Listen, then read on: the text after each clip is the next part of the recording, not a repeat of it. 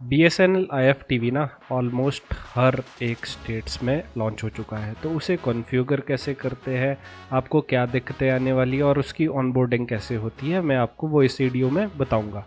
दिक्कतें भी बताऊंगा, तो इस वीडियो को ध्यान से देखना और मेरी बात सुनना, और कॉन्फ़िगरेशन तो मैं पूरी ही बताऊंगा। तो सबसे पहले आ जाती है ऑनबोर्डिंग का प्रोसेस। ऑनबोर्डिंग के प्रोसेस में क्या रहता है, आपको सबसे पहले क्या करना होगा, BSNL वालों को कॉल करना होगा, या आपका कोई वेंडर है उसे कॉल कर दीजिए, उसे पूछिए कि हमें IFTV लगाना है, आपको IFTV लॉन्च हो चुका है या नहीं।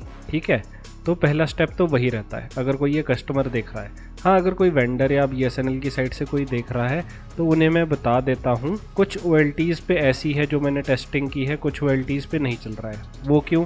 क्योंकि कुछ जगह जितना मैंने टेस्टिंग की है, जो फाइबर होम वाले के नोड्स लगे हैं वहाँ पे दिक्कत आ रही है, तो उनमें OLTs से कुछ कम्युनिकेशन गैप रह रहा है, जिसकी वजह से वो आपस में कम्युनिकेट नहीं कर पा रही है और वो नहीं चल रहा है। अगर किसी को पता है इसे कैसे सॉर्ट आउट करते हैं तो प्लीज़ व्हाट्सएप नंबर दिया है, आप उस पर व्हाट्सएप करिए। और हाँ, किसी को सपोर्ट चाहिए ना कॉन्फ़िगरेशन से रिलेटेड, तो वो डायरेक्ट व्हाट्सएप कर सकता है हमें। कुछ केसेस में सपोर्ट फ्री रहता है, कुछ में पेड भी रहता है। तो उसके बाद के स्टेप में आ जाती है कॉन्फ़िगरेशन। तो अब कॉन्फ़िगरेशन कैसे करनी है, अगर BSNL का कोई वेंडर देख रहा है या BSNL से कोई देख रहा है तो इस वीडियो को थोड़ा समझ लेना कि कैसे ये कॉन्फ़िगरेशन की जाती है। तो सबसे पहले आपको लॉगिन कर देना है अपने राउटर या मॉडेम पे। ठीक है, कुछ भी होगा, नेटलिंक का होगा, सायरोटेक का होगा, जो भी होगा आपके पास, आपको लॉगिन कर देना है। उसमें नेटवर्क के अंडर जो आपकी सर्विस क्रिएट्स है उस पे जाना है। ठीक है, सबसे पहले न्यू पे जाना है, फिर आपको मोड है वो रखना है रूट, और नीचे DHCP पे सिलेक्ट कर देना है। इनेबल नेट टिक रहेगा, इनेबल VLAN ठीक टिक रहेगा। अब जो VLAN ID है ना, वो है 1900 1900 है आपकी VLAN IFTV के लिए। उसके बाद सिर्फ आपने सब कुछ स्किप करना है और सबसे नीचे आ जाना है सर्विस मोड में। सर्विस मोड में रहता है इंटरनेट, और उसके बाद आपको इसको पोर्ट 1 में बाइंड कर देना है और अप्लाई कर देना है। और हाँ, इस चैनल को सब्सक्राइब कर देना। अब चलते हैं नेक्स्ट स्टेप पे। तो क्या है, नेटवर्क के अंदर आपका राउटर दिख रहा होगा आपको, या रूट्स दिख रहा होगा, उस पे जाना है। उसके बाद आपको लेफ़्ट साइड में स्टैटिक रूट दिख रहा होगा, तो वहाँ पे आपको 2 टाइप के ये रूट्स ऐड करने हैं। एक रह जाएगा पहला 138.138.138.0, पहला रूट ये हो गया, उसको ऐड कर दिया। अब दूसरा रूट रहता है 192.168.3.0। स्क्रीन पे आपको सब कुछ दिखाई दे रहा होगा, प्लीज़ वैसा ही करना, इसके अलावा कुछ मत करना, नहीं तो कहीं भी दिक्कत आ सकती है। क्योंकि थोड़ा सा भी दिक्कत होगा ना तो वो पूरी मतलब कि स्टेटस ही ख़त्म हो जाएगा, ऑनलाइन नहीं आ पाएगा आपका IFTV।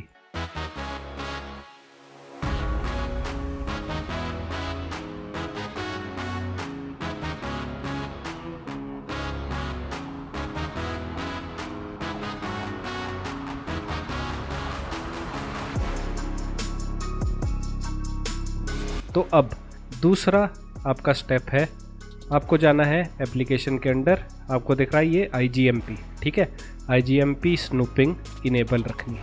अब आ जाते हैं IGMP प्रॉक्सी पे। IGMP प्रॉक्सी पे आपको कुछ सर्विसेज दिखा रही होगी, पर जो टिक रहेगा ना, IGMP इनेबल्ड जो करना है वो करना है सिर्फ और सिर्फ जो हमने 1900 IFTV वाली वो VLAN ऐड की थी उसी पे ही टिक रहना चाहिए और सेव कर देना है। उससे अगले स्टेप पे क्या करना है, आपको एप्लीकेशन के अंडर MLD पे जाना है। MLD स्नूपिंग आपको इनेबल रखनी है, यहाँ पे यही है, इतना जैसा है, और सेव कर देना। अब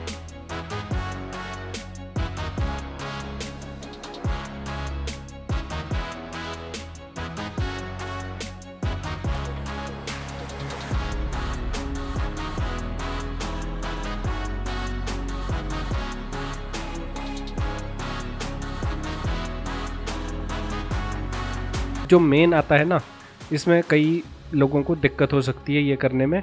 एप्लीकेशन के अंडर आपको दिखेगा डेली एप्लीकेशन वाला एक टैब दिखेगा, वहाँ पे IFTV आपको IPTV आपको दिखाई दे रहा होगा।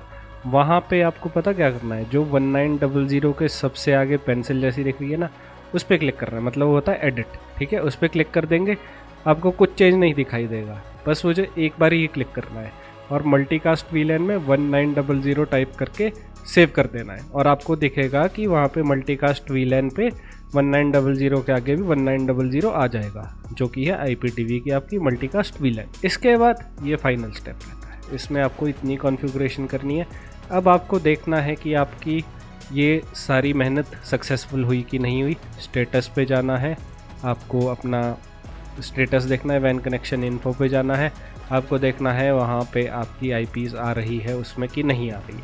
1900 के आगे ही देखनी है आईपीज़, क्योंकि अगर किसी को नहीं पता है तो ये जान लेना कि IFTV में डाटा यूजेज नहीं होता है। बस ये था, आपको आईपी दिखाई दे रही। और जो मैं एक एक्स्ट्रा चीज़ आपको बताना चाहूँगा जो शायद किसी ने शायद यूट्यूब पे बताई भी नहीं होगी, या शायद मैं पहली बार बता रहा हूँ, या कोई और भी हो सकता है जिसने बताई हो, पर मैं आपको बता देता हूँ। ठीक है, डायग्नोज में जाना है, आपको पिंग पे जाना है या ट्रेसनेट पे जाना है, तो दोनों में चल जाओगे, कोई इशू नहीं है। उस पर आपको पिंग करना है, पर याद रहे सिलेक्ट करना है 1900 ही। और 1900 का जो मैंने गेटवे बताया था 11.0.0.9 टेस्ट किया, आपको दिख रहा है पिंग आ गया, 4 पैकेट्स रिसीव्ड और सेंट 4 हुए, 100%, 0% पैकेट ड्रॉप रहेगा आपका इसमें। ठीक है, तो ये सब कुछ हो गया। ठीक है, अब आपको लैन केबल लेनी है, लैन 1 के पोर्ट से आपको डायरेक्ट लगा देनी है आपके एंड्रॉयड टीवी पे।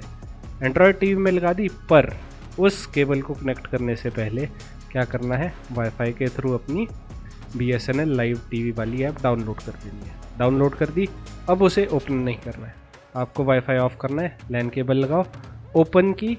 अब आपको इसमें शो हो रहा होगा, कई लोगों को तो अपडेटेड वर्जन मिल जाएगा, उनको इंस्टॉल करने के लिए नहीं बता रहा होगा, पर कई लोगों को ये इंस्टॉल करने के लिए बताता है, तो वो इंस्टॉल कर देना, घबराना मत, बस इंस्टॉल कर देना है। ठीक है, उसके बाद आपने क्या करना है, ओपन कर दिया, राइट, आपको टॉप पे STB ID दिखाई दे रही होगी। ठीक है, अब वो STB ID और नीचे आपको दिखाई दे रहा होगा लॉगिन।